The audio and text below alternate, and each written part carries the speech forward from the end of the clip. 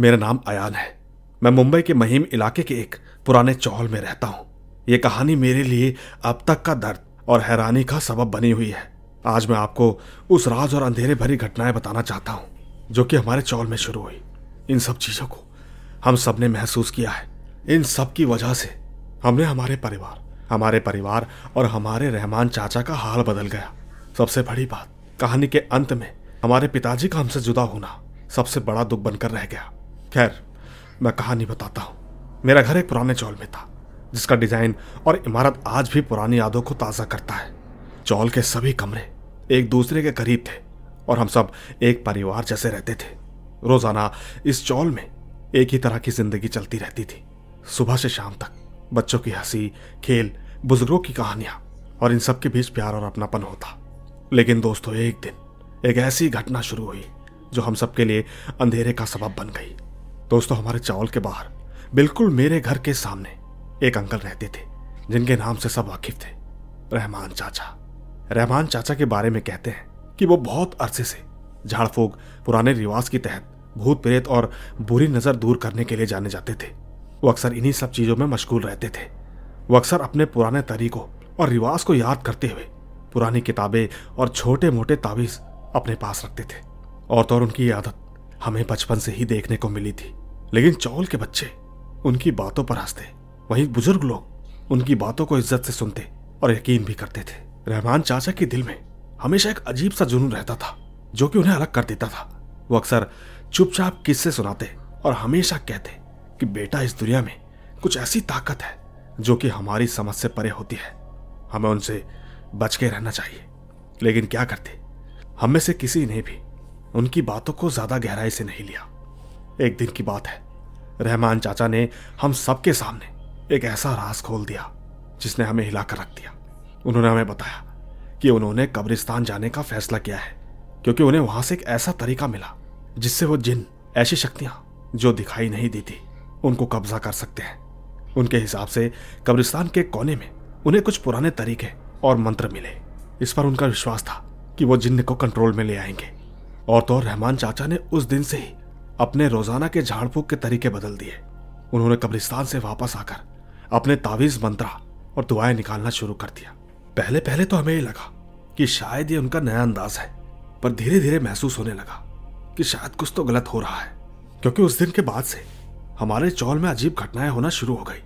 पहली बार रात को जब हम सो रहे थे तो अचानक से आंगन में तेज हवाएं चलने लगी, जैसे कोई आंखों से ना दिखाई देने वाली ताकत कहीं ना कहीं पूरी इमारत में फैल गई हो। दरवाजे खुद ब खुद खुलने लगे।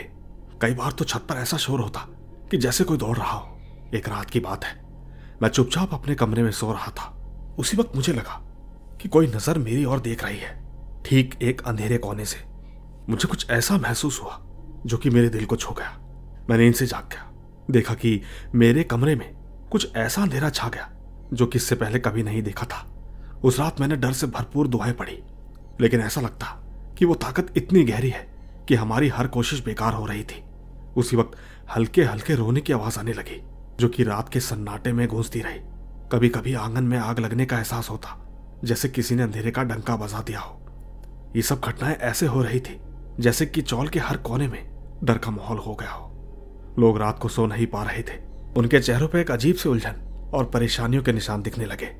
खैर, जैसे जैसे दिन गुजरते गए हमें महसूस होने लगा कि रहमान चाचा में कुछ बदल रहा है। पहले वो अपने झाड़ फूक और रिवाजों में लगातार बिजी रहते थे, पर अब उनके चेहरे पर अजीब सा डर और चिंता के असर नजर आने लगे। उनके बोलने का अंदाज उनकी आंखों में उलझन सी पैदा करने लगा। लोग कहने लगे कि शायद उन्होंने कब्रिस्तान से जो तरीका सीखा उसका असर उनकी जहन पर पड़ गया है। एक रात की बात है, जब मैं उनके पास से गुजरा तो देखा कि रहमान चाचा अपने कमरे में अकेले बैठे हुए थे। उनके हाथ में एक पुराना तावीज था और वो बार बार उसको लगातार घूर रहे थे। देखकर ऐसा लगता था कि जैसे उसमें कोई राज छुपा हो। उनके चेहरे पर गम के निशान थे। देखकर ऐसा लगा कि जैसे उनके दिल से दर्द निकल रहा हो। मैं लगातार देखता रहा। मैंने देखा कि उनके अंदर कोई बुरा जिन कब्जा कर रहा है। इसके बाद लोगों में अफवाहें फैलने लगी। सबके सब कहते कि चाचा के साथ कुछ तो सही नहीं है। शायद उस काले जादू का असर उन पर इतना गहरा हो गया है कि वो खुद अपनी ही ताकत से लड़ नहीं पा रहे। और तो और ये बातें हर गली कोने में फैलने लगी। चौल के लोग डरने लगे और रात को सब एक दूसरे के पास रहते ताकि किसी अनजान खौफ का सामना न करना पड़े। दोस्तों, हमारे चौल में ऐसे अजीबोगरीब हादसे दिन ब दिन बढ़ने लगे। पहली बार जब एक रात हम सब सो रहे थे, तभी अचानक से एक जोर की आग लग गई। वो आग इतनी तेज लग रही थी जैसे कि मानो पूरा चौल जला देगी। खैर, आग बुझाती गई, लेकिन लोगों के दिल में घबराहट छा गई। इसके ठीक दूसरी रात आंगन में ऐसे रोने की आवाज आई, सुनकर लग रहा था जैसे कोई बेचैन हो रहा हो। हर तरफ डर का माहौल हो गया था। सच कहूं तो कोई भी चैन से नहीं सो पा रहा था। यहां तक कि मेरे घर के अंदर भी कुछ अजीब घटनाएं होने लगी। कई बार जब मैं घर पर अकेला होता तो मैं पाता कि दीवार के पीछे से कोई मेरे पास आ रहा है या फिर कोई हल्की सी आवाज मेरे कान तक पहुंच रही है। कभी कभी मैं डर के मारे इधर उधर भाग जाता, लेकिन वो अंधेरा मेरे पीछे ही रहता। ये सारी घटनाएं इतनी अक्सर होने लगी कि हमारे चौल वालों ने सोच लिया था कि इस अंधेरे का सबब शायद ही किसी के दिमाग में होगा, लेकिन फिर भी दिल में एक अजीब सा डर बैठ गया था। खैर, जैसे जैसे वक्त गुजरता गया, रहमान चाचा का हाल और भी ज्यादा खराब होता गया। उनकी आंखों में एक अजीब सी बेचैनी और उदासी छाने लगी। कभी कभी उन्हें ऐसा लगता कि उन्हें आसपास कोई दिख रहा है, लेकिन जब वो देखने की कोशिश करते तो लगता कि कुछ नजर नहीं आया। सच कहता हूं, उनके चेहरे पर ऐसे दर्द के निशान थे, लगता था जैसे उनके अंदर कोई बुरा जिन आकर कब्जा कर चुका है। एक रात की बात है, मैंने देखा कि रहमान चाचा अपने कमरे के बाहर खड़े हुए थे और जोर जोर से बातें कर रहे थे। उनकी बातों में एक ऐसी उलझन थी, लग रहा था जैसे वो किसी से लड़ रहे हो। उनका चेहरा उस वक्त लाल और आंखों में आंसू थे, लेकिन उन्होंने किसी से मदद मांगने की कोशिश नहीं की। बस ऐसा लग रहा था कि जैसे उनका दिमाग कोई अजीब सी ताकत से भर गया। उस दिन चौल के सभी लोग इस घटना से बहुत डर गए। हर कोई सोचने लगा कि ये सब रहमान चाचा के काले जादू करने के नतीजे हैं। और तो और उनके पास से जो ताबीज और मंत्र लाए थे, उनका असर न हो पाने का सबब सबको मिल रहा था। लोगों ने आसपास में बातें करना शुरू कर दिया था कि रहमान चाचा ने कब्रिस्तान से कोई ऐसी साधना सीख ली है जिससे शायद उनके ऊपर जिन्न का कब्जा हो गया है। सबसे बड़ी बात, ये अफवाहें हर जगह फैल गई। लोगों के दिल में और भी घबराहट का माहौल बन गया। मेरे पिताजी, जो हमारे घर के मुखिया थे, उनकी सेहत अब धीरे धीरे गिरने लगी। पहले तो उन्हें तेज बुखार होने लगा, पर बाद में उनके दिल की धड़कनें भी तेज हो गई। उनके जिस्म में एक अजीब सी बेचैनी का असर छा गया। हर रात जब वो सो रहे होते तो घर में अजीब सी घटनाएं होती जिससे उनका दिल और धड़क उठता। मैं देख पाता था कि उनके चेहरे पर दर्द के निशान गहरे हो रहे हैं। उनके चेहरे पर थकान और उदासी होती, लेकिन जब भी वो हंसते तो उनकी आंखों में दर्द छुपा रहता। हमने तो कई बार इलाज और दुआओं का सहारा लिया, लेकिन उस सेहर का असर इतना गहरा था कि कोई भी इलाज काम नहीं करता। मेरे पिताजी के दर्द के पीछे सबको यह अंदाजा होने लगा कि ये सब रहमान चाचा के काले जादू का नतीजा है। उन्होंने ही जाकर कब्रिस्तान से सब कुछ सीखा है, जो शायद अब हमारे घर पर उसका असर छोड़ रहा है। न जाने क्यों, पर हर दिन उनकी तबीयत बिगड़ती जा रही थी। मैं हर रोज उनकी सेहत में गिरावट देखकर लगातार रोता रहा। एक रात की बात थी जब उनकी तबीयत एकदम से बहुत ज्यादा खराब हो गई तो उन्हें हॉस्पिटल ले जाना पड़ा। हॉस्पिटल के डॉक्टर ने हर तरह से इलाज किया, लेकिन उनके दिल और जिस्म पर उस शक्ति का इतना गहरा असर हो चुका था कि उनका इंतकाल हो गया। वो दिन था, उस दिन हमारे चौल में सबसे बड़ा दुख छा गया। मेरे पिताजी का ऐसा चले जाना मेरे लिए ऐसा था कि मैं आपको शब्दों में बयान नहीं कर सकता। खैर, पिताजी के इंतकाल के बाद चौल में सब लोग उदास और बेचैन हो गए। हर रात लोगों को उस अंधेरे से दर्द और घबराहट का एहसास होता जो कि हमारे घर पर छा गया था। लोग आपस में बातें कर ही रहे थे कि ये सब कुछ रहमान चाचा का किया धरा है। सबके सब बेहद परेशान थे। सबको लग रहा था कि एक बुरा सपना है जो कि सच हो रहा है। यकीन करें तो मैं इस दुख को सहन नहीं कर पा रहा था। मेरे दिल में एक अजीब से दर्द का साया था जो हर पल मुझे याद दिलाता रहता कि मेरे पिताजी का इंतकाल कैसे एक काले जादू का नतीजा है। मेरे मन में कई सारे सवाल उठने लगे। मैं लगातार सोचता रहा कि कैसे किसी ने हमारे घर पर ऐसा किया, लेकिन कहीं से कोई जवाब नहीं मिला। इसके बाद हमारे दुख और घबराहट के बीच मेरी माँ ने फैसला किया कि हमें इस मनुष्य शक्ति का इलाज ढूंढना होगा।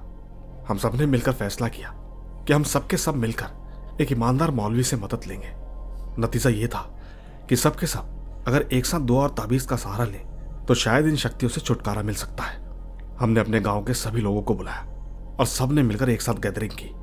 हमारे मौलवी ने हमें बताया कि इस काले जादू से बचने की एक तरकीब है। अल्लाह की रहमत और ईमानदारी से की गई दुआ, साथ ही कुरान की तिलावत और तावीज का इस्तेमाल। उन्होंने कहा कि रात के ठीक 12 बजे कब्रिस्तान के पास जमा होकर हम सब मिलकर दुआ करेंगे आयतुल कुर्सी और कुरान की तिलावत करेंगे। अगर सब के सब 40 दिन तक लगातार ये अमल करेंगे तो शायद इस शक्ति का असर आप सबके घरों से दूर हो जाएगा। साथियों, ये सुनते ही सब लोगों के दिलों में उम्मीद की किरण जाग उठी। हमारे चौल के सब लोग, जवान या बुजुर्ग, सब ने तय किया कि वो हर रात 12 बजे कब्रिस्तान के पास जमा होंगे और दुआएं करेंगे। दोस्तों, हम हर रात जब सब लोग 12 बजे कब्रिस्तान के पास जमा होते तो माहौल कुछ ऐसा होता जैसे सब लोगों के दिलों में एक ही एहसास हो। हम सब के सब एक ही जगह बैठकर दुआ करते।